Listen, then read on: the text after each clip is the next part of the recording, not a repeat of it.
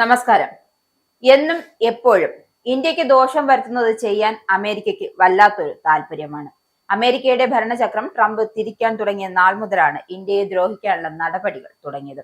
ഇപ്പോഴാ പാകിസ്ഥാനിൽ സൈനിക താവളം തുടങ്ങാൻ തീരുമാനിച്ചിരിക്കുകയാണ് അമേരിക്ക. അതും ഇന്ത്യയെ ദ്രോഹിക്കുക എന്ന ഒറ്റ ലക്ഷ്യത്തോടെയാണ്.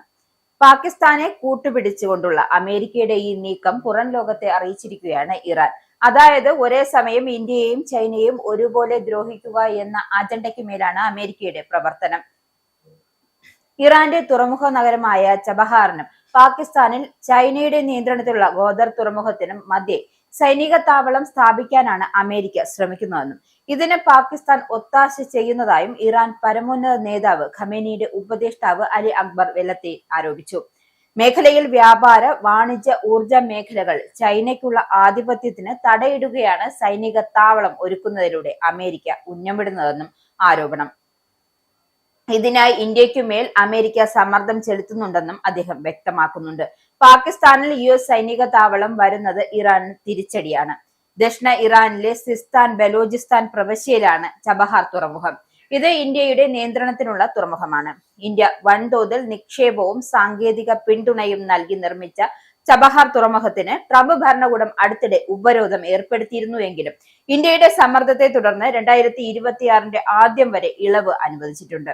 പാകിസ്ഥാനെ ആശ്രയിക്കാതെ Afghanistan, Iran, Kazakhstan, Tajikistan, Uzbekistan, Russia, Europe എന്നിവിടങ്ങളിലേക്ക് നേരിട്ട് കടക്കാൻ ഇന്ത്യക്കുള്ള കവാടമാണ് ചബഹാർ.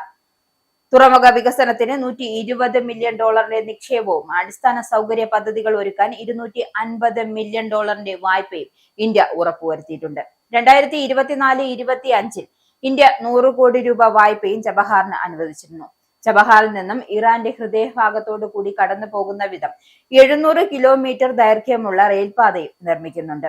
അതേസമയം ചബഹാറിനും ഗോദറിനും മധ്യേ പാക് ബലൂചിസ്ഥാനിലെ പാസ്നി എന്ന സ്ഥലത്ത് അമേരിക്കയ്ക്ക് സ്വന്തമായ ഒരു തുറമുഖം അനുവദിക്കാമെന്ന പ്രൊപ്പോസൽ പാകിസ്ഥാന്റെ സൈനിക മേധാവി അസീം മുനീർ അടുത്തിടെ ട്രംപ് ഭരണകൂടത്തിന് മുന്നിൽ വെച്ചിരുന്നു.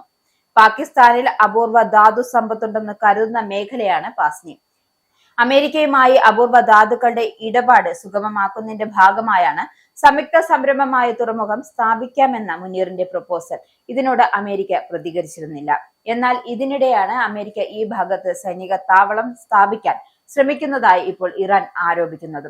അമേരിക്ക ഇത്തരത്തിൽ നീക്കം നടത്തുന്നത് ഇന്ത്യയെ ബാധിച്ചേക്കുമെന്ന വിലയിരുത്തലുമുണ്ട്.